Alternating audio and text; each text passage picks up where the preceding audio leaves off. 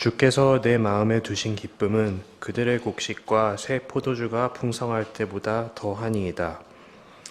하나님, 오늘도 하나님의 말씀을 되새기고 하나님을 영접하기 위해서 이 자리에 나왔습니다. 하나님께서 저희에게 주신 일상의 무게를 감당하는 것이 버거워질 때, 다른 사람들과 저희의 삶을 비교하게 될 때 감사하고 기뻐하기를 잊는 순간들이 있습니다. 저희가 오늘 이 예배를 통해 하나님을 다시 한번 저희 마음속에 모시고 하나님과 함께하는 기쁨을 풍성하게 느낄 수 있기를 기도드립니다. 예수님 이름으로 기도드렸습니다. 아멘.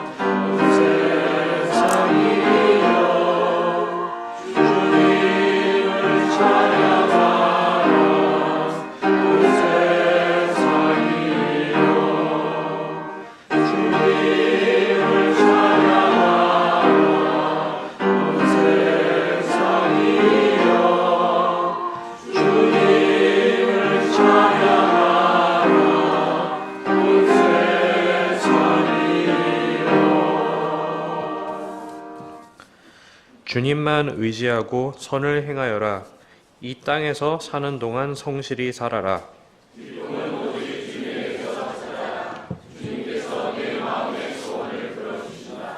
네 갈 길을 주님께 맡기고 주님만 의지하여라. 주님께서 이루어 주실 것이다.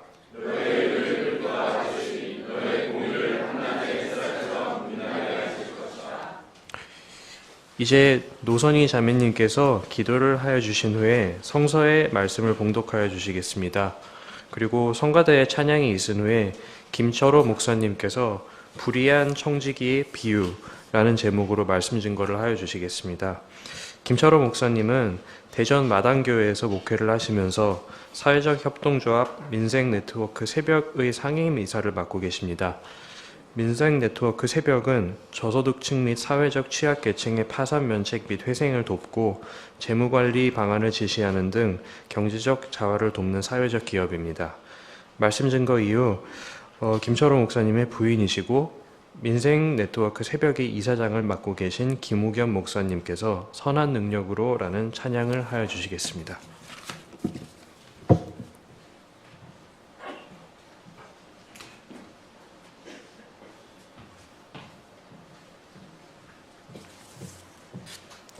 기도하시겠습니다. 생명이 멈춘 것 같이 적막한 겨울의 한가운데서 당신이 창조하실 새 봄을 기다리며 기도드립니다. 호흡하는 공기처럼 우리 안에 있고 우리 밖에 있으며 우리와 함께 하시는 하나님, 당신의 은총으로 보이지 않는 것을 꿈꾸게 하시고 꿈꾸는 것을 보게 하시니 감사드립니다.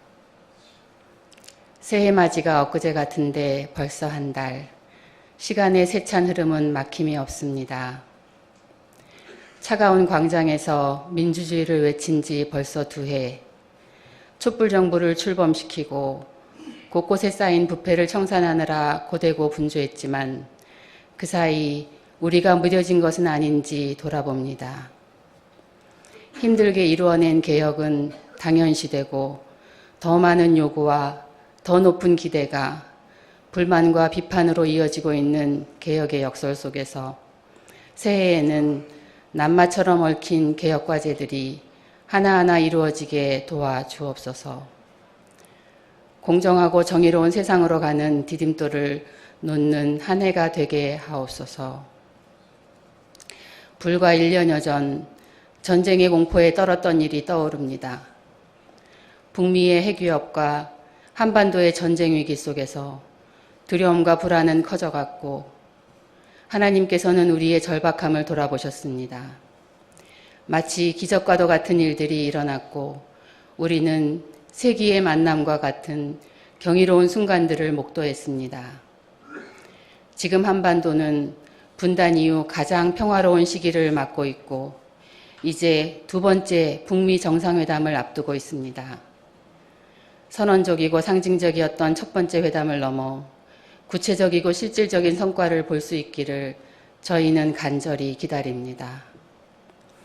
평화를 만들어내는 자는 복이 있나니 저희가 하나님의 아들이라 일컬음을 받을 것이라는 말씀이 이 땅에 이루어지게 하옵소서. 우리나라가 북한과 미국 사이에서 길잡이와 조종자로서의 사명을 잘 감당하게 하옵소서. 한반도의 평화체제가 굳건히 자리 잡고 남과 북의 교류와 협력이 활성화되어 한반도가 강대국의 패권으로부터 자유로워질 수 있기를 소망합니다. 이 나라와 저 나라가 다시는 칼을 들고 서로 치지 아니하며 다시는 전쟁을 연습하지 아니하리라는 말씀이 한반도와 온 세계에 이루어지도록 은총을 베풀어 주옵소서. 세상을 평화케 하시는 예수님 이름으로 기도합니다. 아멘.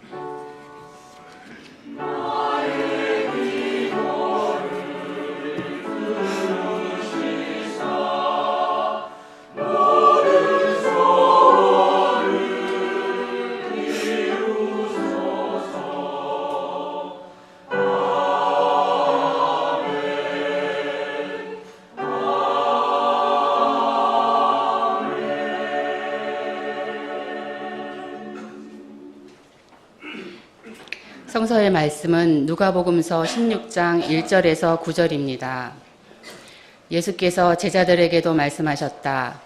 어떤 부자가 있었는데 그는 청지기 하나를 두었다. 그는 이 청지기가 자기 재산을 낭비한다는 소문을 듣고서 그를 불러놓고 말하였다. 자네를 두고 말하는 것이 들리는데 어찌 된 일인가?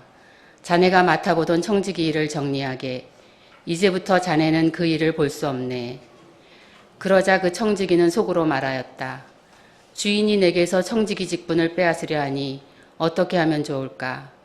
땅을 파자니 힘이 없고 빌어먹자니 낯이 부끄럽구나. 옳지. 내가 무엇을 해야 할지 알겠다. 내가 청지기의 자리에서 떨려날 때에 사람들이 나를 자기네 집으로 맞아들이도록 조치해 놓아야지.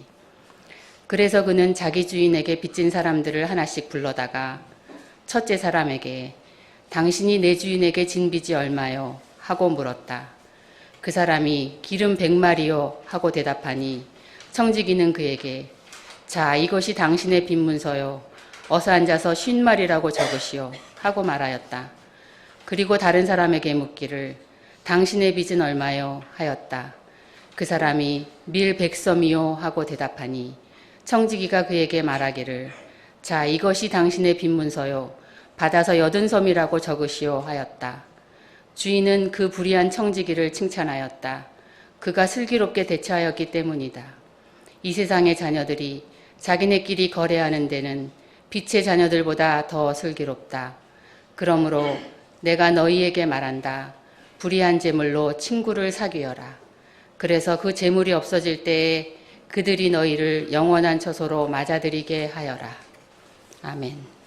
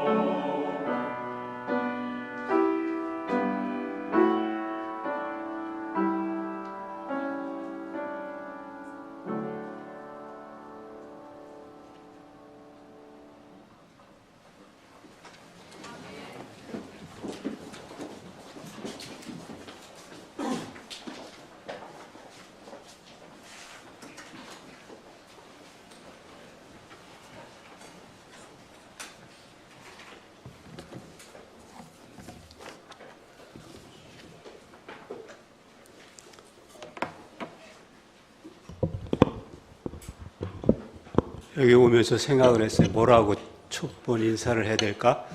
살롬 알라이쿰. 저는 대전의 작은 교회 한 7, 8명 모이는 교회에서 제가 말씀을 읽고 말씀 풀이를 그냥 돌려 읽으면서 프린트물로 돌려 읽으면서 이렇게 설교를 대신했습니다. 이렇게 많은 사람들 앞에 설교를 하려고 하니 굉장히 떨리고 무섭습니다.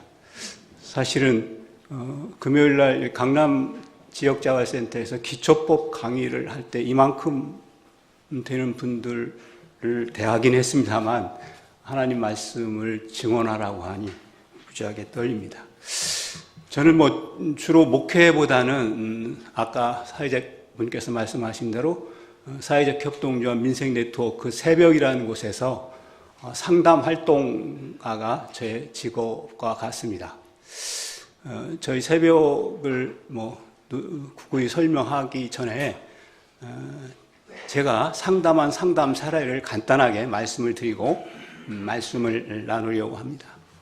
한 4, 5년 전인가요? 한 40대 중반이 넘은 분이 저희 새벽 상담센터를 찾아왔습니다.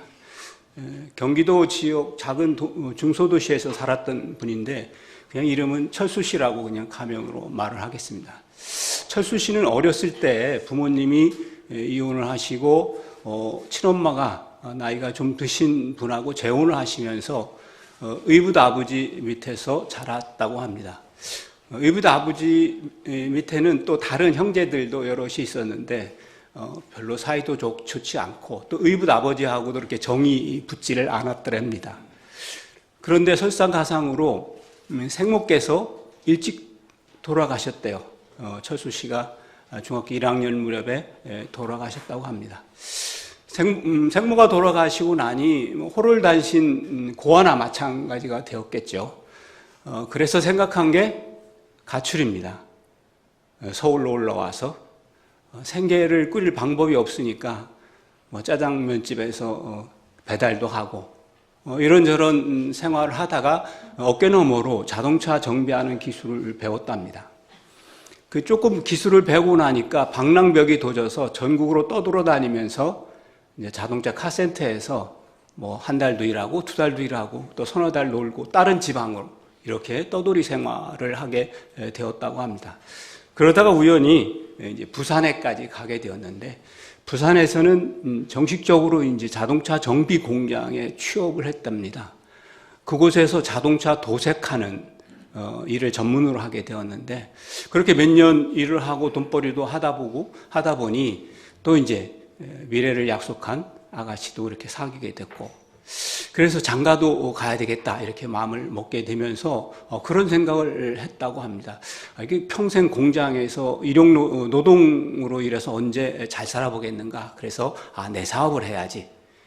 그리고 공장을 퇴직하고 퇴직금 톡톡 털고 또 여자친구의 돈도 좀 보태고 빚도 좀 얻고 해서 차린 것이 자동차 도색 공장이었다고 합니다. 처음에는 잘 되었대요. 또 열심히 일을 했고 난생 처음 하는 자기 사업이니까 열심히 일을 했겠죠. 그런데 호사다마라고 좋은 일이 있으면 꼭 나쁜 일이 생기게 마련이잖아요. 무슨 일이 닥쳤느냐 하면 IMF가 들이닥친 거예요. IMF는 우리 서민 경제에 아무런 관계도 없습니다. 큰 대기업이 좀 잘못했다고 하고 또 은행들이 뭔가 잘못했다고 하는데 그 모든 고통은 온팟 서민들이 뒤집어 쓸 수밖에 없었습니다. 그래서 이 철수 씨의 사업도 어렵게 되었죠. 그러면서 이제 사업을 정리하게 되었습니다. 사업을 정리하면서 여자친구 돈도 제대로 돌려주지 못하고 또 사업을 정리하면서 실망감도 크고 굉장히 절망감에 쌓여서 지내게 되었는데 그때 늘 벌어지는 사건들이 있잖아요. 고무신을 거꾸로 실는 거죠. 죄송합니다, 여성들에게는. 어찌됐든 이 미래를 약속한 이 여자친구와 헤어지고 나서 아무런 삶의 희망도 없고 또다시 방랑을 하게 되었습니다. 이번에는 1톤차 하나를 끌고 전국을 방랑하면서 일용 노동도 하고 3일 일하고 일주일 쉬고 아니면 반노숙도 하고 이렇게 저렇게 전국을 떠돌다가 우연히 대전에 정착을 하게 되었습니다. 대전에 살면서는 몸이 굉장히 많이 아픈 것을 알게 되었고 또 일용 노동을 나가도 힘껏 일을 할 수 없는 상황이 되었습니다. 그러다가 어느 날 일을 하러 나가다가 쓰러져 버렸죠. 119 차가 와서 이 친구를 실어서 충남대학병원으로 싣고 갔습니다. 충남대학병원에서 이리저리 검사를 해보니 몸에 여러 가지 질병들이 있고 또 수술도 했고 그렇게 병원 생활을 한 서너 달 병원 생활을 하게 되었습니다. 그러면서 병원비를 빚을 지게 되었죠. 병원비를 빚을 지게 되니까 신용카드를 긁어서 병원비를 대납했습니다. 한 1,000만 원 정도 병원비가 들었다고 합니다. 처음에는 이렇게 생각을 했대요. 까짓거 내가 몸만 건강하면 건축노동이라도 열심히 하면 3일 일할 거 일주일 일하고 그 1,000만 원 정도에 갚겠지 그렇게 생각을 했습니다. 그런데 병이 점점 깊어지고 낫지 않고 계속 통원 치료를 받아야 되고 몸이 아프다 보니 일용노동도 못하게 되고 그러는 사이 빚이 점점 늘었습니다. 카드 빚이라는 것이 굉장히 무섭습니다. 이자가. 2, 3년 지나다 보니 이미 2,000만 원이 훌떡 넘어버렸어요. 독촉은 불같이 독촉이 들이닥치지요. 그때 사람들이 보통 생각하는 게 있죠. 죽자. 자살을 결심했습니다. 자살을 하려고 높은 아파트에서 뛰어내리다 보니 뛰어내리려고 생각하니 좀 아플 것 같고 뭐 물에 빠지려니 숨도 막힐 것 같고 가장 좋은 방법이 뭘까? 약을 먹는 거겠구나. 이런 말씀 드려 죄송합니다. 약을 먹는 거겠구나. 그래서 한 3개월 동안 약국을 다니면서 수면제를 사 모으기 시작했습니다. 수면제가 충분히 모아졌고요. 그리고 대전시의 교회에 한적한 곳에 일을 결행할 그럴 장소까지 다 마련해 두었습니다. 날짜까지 잡았습니다. 6월 초순쯤으로 날짜를 잡았다고 합니다. 그날이 되었습니다. 이 친구가 잡아놓은 교회로 나가려고 대전역을 지나서 길 건너편에서 511번 버스를 타려고 생각을 했습니다. 그리고 대전역을 지나가고 있었습니다. 6월 초인데 왜 그렇게 햇빛이 따가운지 죽으러 가는 사람이 자기도 모르게 대전 지하철 역사로 내려섰습니다. 거기는 시원하니까요. 그때 마침 제가 거기서 지역에 있는 여러 단체들, 상담 단체들과 함께 박람회를 하고 있었습니다.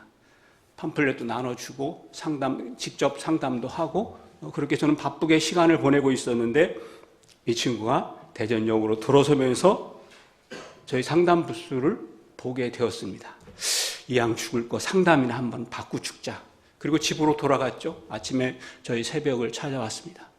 상담을 하고 저는 이 사람이 수급자가 되어야 되겠구나. 그래서 기초보장생활제도 안에서 수급자를 만들 수 있도록 동사무소랑 조정을 해서 수급자가 되었습니다. 수급자가 되니까 이제 병원 치료도 정상적으로 받게 되었고 그리고 남은 빚은 개인 파산 면책이라는 법적 제도를 통해서 파산을 하게 되었습니다. 이 친구는 지금 건강을 되찾아가면서 나름대로 미래에 또 새로운 희망을 꿈꾸고 있습니다. 저는 이렇게 늘 우리 21세기 대한민국 사회가 빚세상이라는 걸 몸으로 느끼면서 살고 있습니다. 그러면서 오늘 본문 말씀을 읽으면서 사실 여기 불의한 청지기 비유한 다른 제목을 가지고 이 본문 말씀을 읽었습니다. 만몬 자본 지배체제, 빚세상 경제를 까발리다. 제가 읽은 내용으로 다시 한번 본문 말씀을 낭독해 드리겠습니다. 그리고 예수께서 제자들에게 말했다. 마름을 거느리고 있는 어떤 부자가 있었다. 그런데 그 마름이 부자의 소유 재산들을 횡령하는 것으로 부자에게 고발되었다. 그래서 부자가 마름을 부른 후에 마름에게 호통을 쳤다. 내가 너에 대하여 듣는 이 고발이 어찌 된 일이냐? 너는 내 마름 장부를 내놓아라. 왜냐하면 내가 이후로는 마른 일을 할 수 있는 힘을 잃었기 때문이다. 그러자 마름이 스스로에게 말했다. 내가 무엇을 해야 할까? 왜냐하면 나의 주인이 내게서 마름 일을 떼려고 하기 때문이다. 땅을 파기에는 힘이 없고 비럭질하기에는 부끄럽구나. 옳거니 알았다. 내가 무엇을 해야 할지. 내가 마른 일로부터 떨려나게 될 때 언제라도 그들이 자기네 집들 안으로 나를 기꺼이 맞아들이게 하기 위해서. 그리고 마름은 자기 주인에게 빚진 사람들 가운데 따로따로 한 명씩 불러들인 후에 첫 번째 사람에게 말했다. 당신은 나의 주인에게 얼마나 빚을 졌소? 그러자 그 사람이 말했다. 기름 100마리입니다. 마름이 그 사람에게 말했다. 당신 빚문서를 받으시오. 그리고 빨리 앉아서 50이라고 쓰시오. 그러고 나서 마름이 또 다른 사람에게 말했다. 당신은 얼마나 많은 빚을 졌소? 그러자 그 사람이 대답했다. 빌 100섬입니다. 마름이 그 사람에게 말했다. 당신 빚문서를 받으시오. 그리고 80이라고 쓰시오.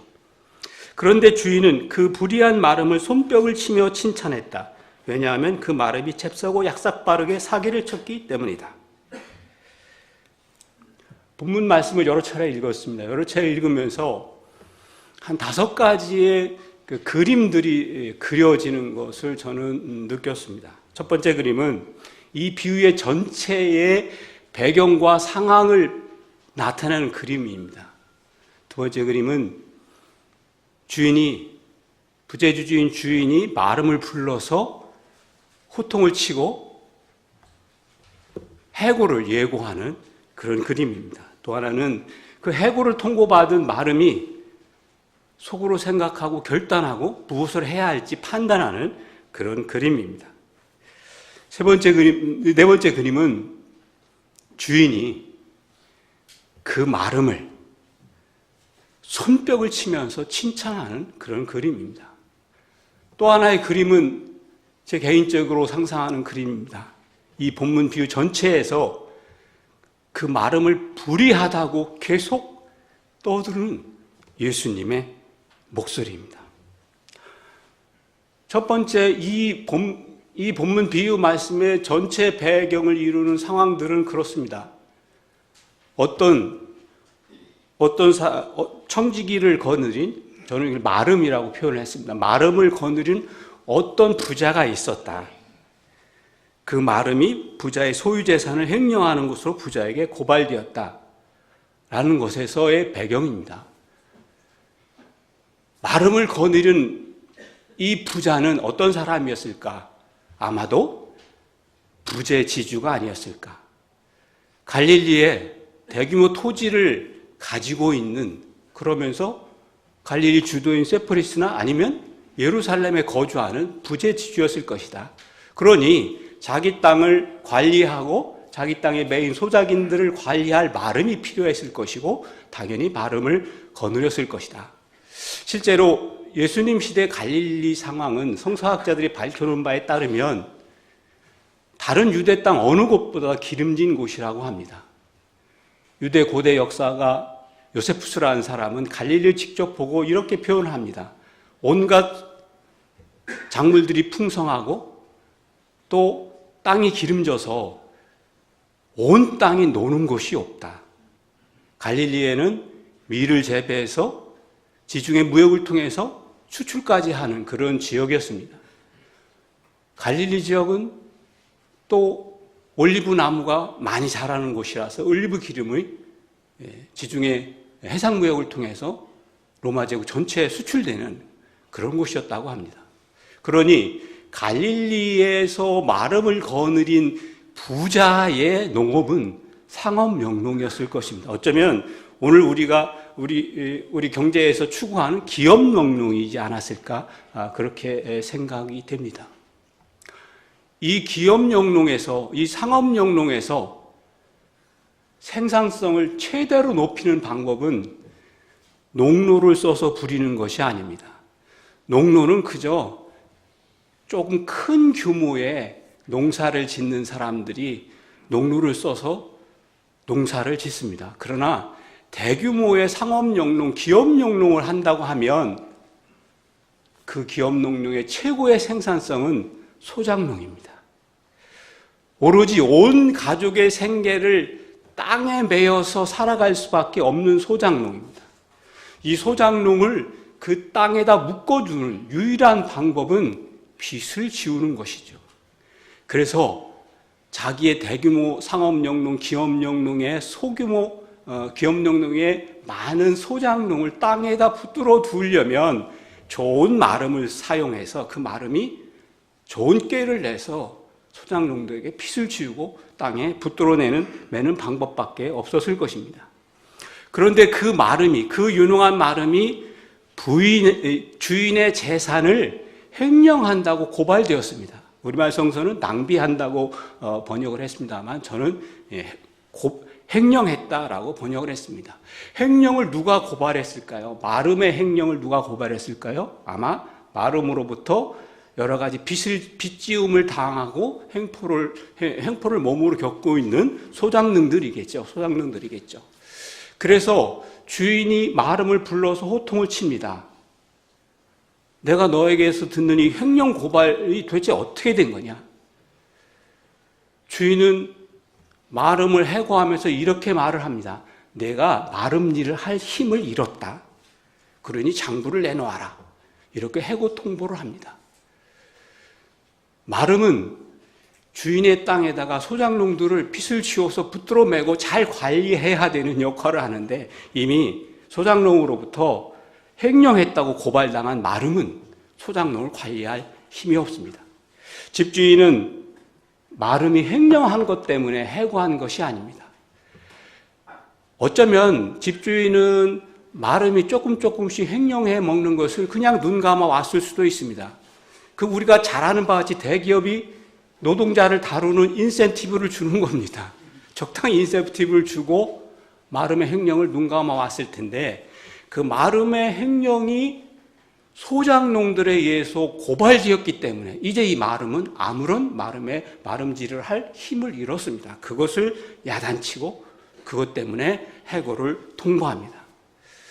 이렇게 주인으로부터 해고 통보를 받은 마름은 속으로 생각합니다. 본문 말씀에 마름이 속갯말은 본문 말씀이 쓰여 있는 누가복음 저자의 수사적 표현으로서 아주 유명한 그런 표현들입니다. 어쨌든 이런 표현 속에서 마름은 자기의 처한 상황을 아주 철저하게 숙고하고 판단하고 그런 다음에 자기에게 가장 알맞는 자기가 해야 될 일을 또 주인이 자기에게 어떤 것을 요구하는 것을 철저하게 계산하고 판단한 다음에 행동합니다. 즉시 내려가서 자기 주인에게 빚진 사람들을 하나하나 불러 모읍니다. 당신은 우리 주인에게 얼마를 빚졌어? 기름 100마리입니다. 빨리 앉아서 당신 빚문서에다가 50이라고 고쳐 쓰시오. 마름은 주인의 이름을 빌어서 배임, 사기를 치고 있습니다. 주인의 이름을 빌려서 직권남용, 배임, 사기를 쳤습니다. 두 번째 사람을 부릅니다. 당신은 우리 주인에게 얼마나 빚을 졌어? 기름 100마리입니다. 아니, 밀 100섬입니다. 그럼 빨리 앉아서 20이라고 쓰시오. 마름은 주인의 이름을 빌어서 직권남용을 하고 배임 사기를 치면서 소작농과 자기 사이에 틀어진 관계를 치유합니다. 그리고 자기 주인이 얼마나 훌륭한 사람인가, 얼마나 너그러운 사람인가를 소작농들에게 각인을 시킵니다. 그런데 사실은 이 마름이 소작농들에게 빚을 깎아주는, 탕감해주는 이 탕감은 사기입니다. 그저 그 당시의 이자만큼만 깎아준 것입니다. 기름은 상하기 쉬운 농작물이라서 보관이 어렵습니다. 그래서 예수님 당시에 기름에 대한 이율은 50%였다고 합니다. 밀은 오래 보관합니다. 몇 년을 두고도 보관하고 몇 달씩 배를 통해서 수출도 합니다. 그래서 밀의 이율은 당시에 20% 정도였다고 합니다. 이자만큼만 깎아줌으로써 많은 빚에 허덕이는 소작농들의 절망감을 위로하고 그래서 주인의 큰 덕을 칭송하게 하고 또 자기와 소작농 사이에 맺혔던 그런 감정들을 해소하는 아주 약삭빠른 그야말로 주인이 보기에는 딱 흡족한 그런 일을 했습니다. 그래서 주인이 이 마름을 칭찬합니다. 본문 말씀에 사용된 헬라어는 손뼉을 치면서 칭찬하는 그런 모습입니다. 그런데 이 비유 말씀을 딱 여기서 예수님은 끝내놓습니다. 그러니 청중들의 생각은 혼잡스럽습니다. 그래 뭐야? 뭐 어쩌라고? 어떻게 된 건데? 예수님은 이 비유를 통해서 이 마름을 불의하다고 계속 말씀을 하십니다. 이 불의한 마름이 이 마름을 거리는 부자와 함께 끊임없이 만들어 놓고 끊임없이 영속화하려고 하는 이 빚세상 경제를 예수님은 오늘 비유를 통해서 낱낱이 까발리고 있다고 저는 읽게 되었습니다. 실제로 우리 사회는 이런 마름들이 많이 필요합니다. 이런 유능한 마름들이 우리 만문자본경제 체제에 빚세상 경제를 계속 영속화시켜야 이 만문지배 체제가 안정성을 유지하고 계속 유지를 할 수 있습니다. 집주인은 이 마름을 다시 고용했을까요? 그건 잘 모르겠습니다. 예수님은 그 말씀을 하시진 않습니다. 그러나 예수님 시대에 빚세상 경제를 튼튼하게 하고 원활하게 돌아가도록 하는 이런 마름에 이 약삭빠르고 이 현명한 직권남용 배임 사기가 주인의 입장에서는 참으로 칭찬받을 만한 일입니다. 어쩌면 집주인은 이 마름을 해고하면서 이 마름이 그런 역할을 수행할 수 있는 말미를 주었을지 모르겠습니다. 그래서 마름이 횡령으로 고발된 그 모든 빚세상 경제의 안정성을 다시 되돌려 놓기를 간절히 바랄 수도 있었을 것입니다. 그러나 예수님은 이 비유를 통해서 그 시대의 빚세상 경제의 폐해를 까발리고 이 마름을 불의하다고 계속 말씀하십니다. 지금 21세기 우리가 살고 있는 만몬 세상에서도 이런 빚세상 경제 폐해를 까발리고 그것이 불의하다고 계속 외치고 그래서 완전한 비탄감을 이루어내는 그런 역할은 예수님의 제자진 우리의 몫이 아닌가 생각을 합니다. 기도합니다. 하나님 아버지, 참으로 아무것도 모르는 사람을 세워서 하나님의 말씀을 증언하게 하셨습니다. 늘 그렇듯이 잘못 말해진 것 있으면 듣는 이의 귓가에서 잊혀지게 하시고 제대로 말해진 것 있다면 듣는 이들의 마음과 삶과 생활 속에서 울려지게 하여 주옵소서. 예수님의 이름으로 기도합니다. 아멘.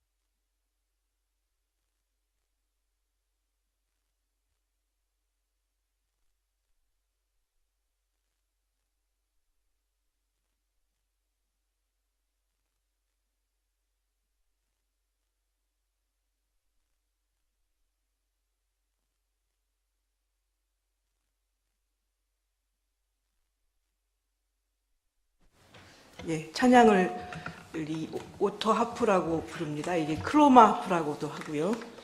그래서 여러분 옛날 교회에서나 어디서 보신 기억을 이렇게 추억하시면서 함께 은혜를 나눴으면 좋겠습니다. 제가 선한 능력으로 이 찬양을 하겠다고 하고 여러분의 그 1월 첫 주 주보를 보니까 이미 여러분이 이 찬송을 하셨더라고요. 그래서 제가 너무 당황스럽기도 하고 그래서 우리 보네포 목사님의 가사인 이 가사 하기 전에 잠깐 우리 평화의 주님을 찬양하고 그리고 이 찬송을 부르도록 하겠습니다. 특별히 3절 가사를 기억하시면서 하면 좋겠습니다.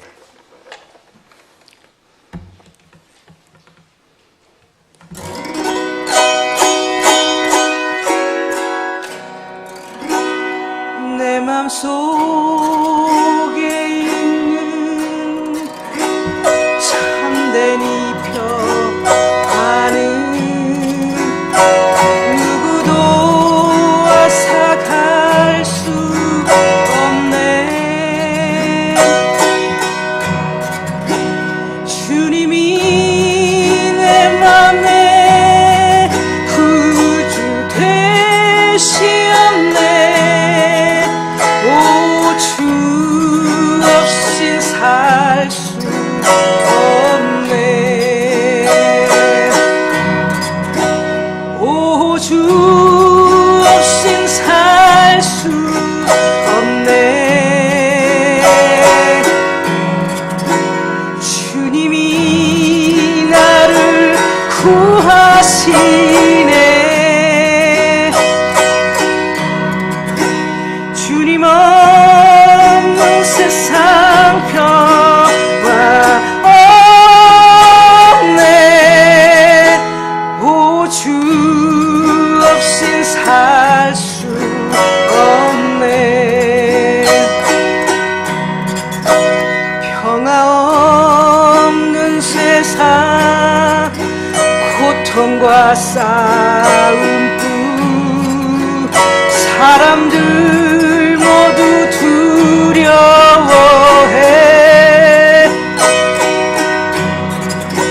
평화의 주님이 다시 올 때까지 죄와 전쟁은 끝이 없네.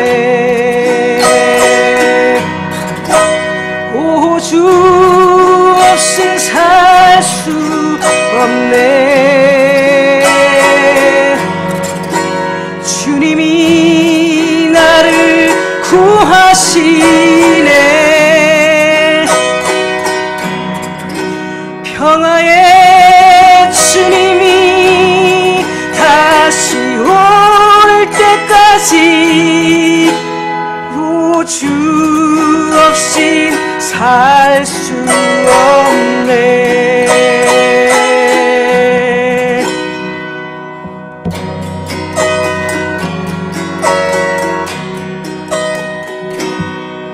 그 선한 힘에 고요히 감사여 놀라운 평화를 누리네. 나 그대들과 함께 걸어가네. 나 그대들과 한 해를 여네. 그 선한 힘이 우리를 감싸시니 그 어떤 일에도 희망 가득 주 언제나 우리와 함께 계셔. 하루 또 하루가 새롭다. 그 촛불 밟고 따스히 타올라 우리의 어둠 살라버리고 다시 하나가 되게 이끄소서. 당신의 빛이 빛나는 이 밤 그 선한 힘이 우리를 감싸시니 그 어떤 일에도 희망 가득 주 언제나 우리와 함께 계셔. 하루 또 하루가 늘 새롭다.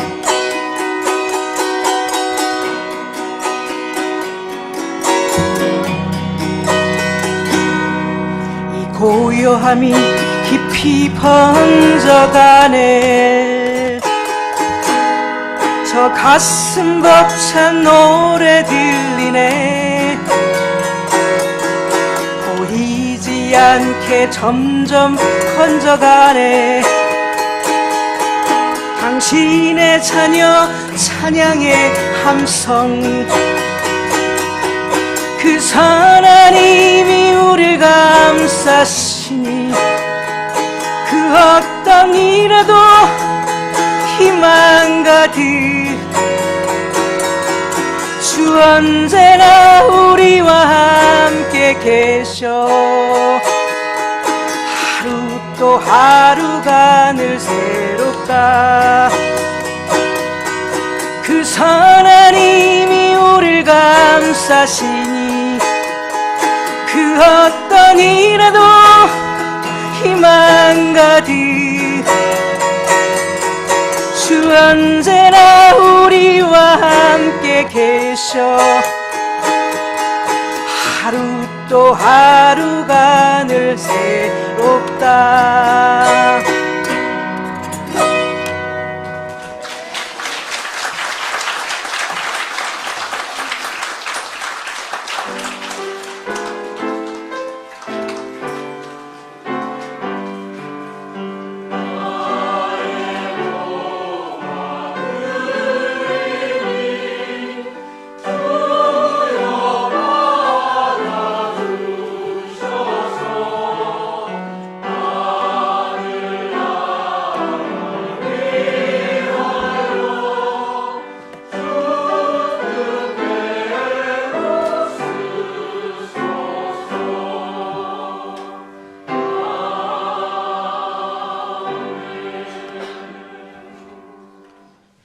하나님, 저희가 삶을 누릴 수 있는 물질적인 토대를 주셔서 감사합니다. 하나님께서 저희에게 베풀어 주신 은혜의 극히 일부를 오늘 헌금으로 다시 돌려드립니다. 이 헌금이 하나님 뜻에 따라 사용될 수 있기를 예수님 이름으로 기도드립니다. 아멘. 오늘 이웃을 위한 기도는 각종 사회적 의제를 위해서 헌신하고 있는 활동가들을 위해서 하시겠습니다. 활동가가 무엇인지는 한마디로 정의하기가 참 쉽지 않다고 생각합니다. 전업으로 활동하시는 분도 있고 비전업으로 활동하시는 분도 있으며 각 활동가가 집중하고 있는 사회적인 의제도 모두 다릅니다. 하지만 수많은 활동가들이 어려움을 겪는 사람들의 처지에 공감하고 문제를 구조적으로 개선하기 위해서 복잡하게 꼬여있는 현장에 뛰어들고 이 과정에서 개인적인 안위를 뒤로 밀어놓는 경우도 상당히 많으리라고 생각합니다. 수많은 활동가들의 헌신을 통해서 문제들이 해결되고 사회가 진보함에도 불구하고 사회의 문제들이 복잡해지고 모두가 개인적인 삶을 꾸리기 어려워지는 만큼 사회 문제를 해결할 책무가 온전히 활동가들의 몫으로 더 무겁게 지워지는 경우도 꽤 많은 것 같습니다. 해결되기 어려운 문제에 관해서 남다른 결단을 가지고 투신하고 있는 활동가들을 위하여 잠시 묵상하시겠습니다.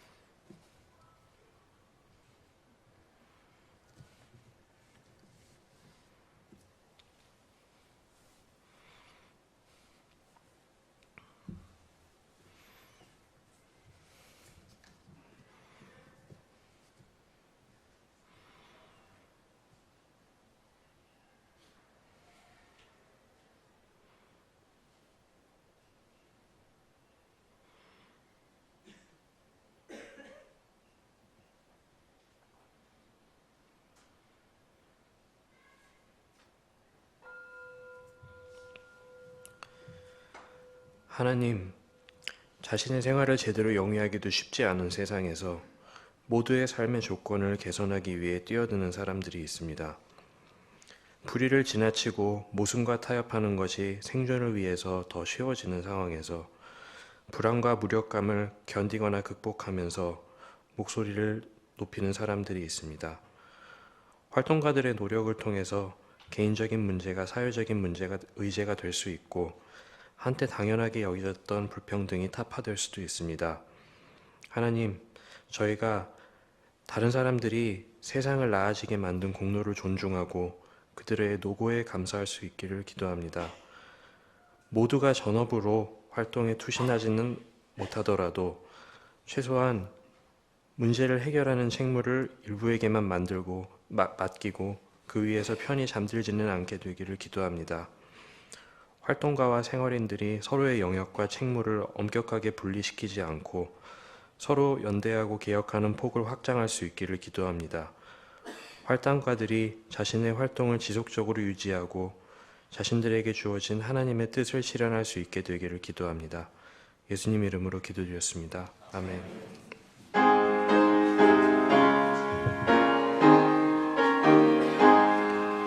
진리와 생명 되신 주 이 몸을 바치옵니다. 믿음과 소망 사랑에 한 마음 되게 하소서. 아멘. 다 같이 세길 신앙 고백을 하시겠습니다. 우리는 우주 만물을 창조하시고 역사를 주관하시며 품어 인도하시는 하나님을 믿습니다. 우리는 모든 악으로부터 우리를 해방하여 새 사람으로 일으켜 주시는 예수 그리스도를 믿습니다.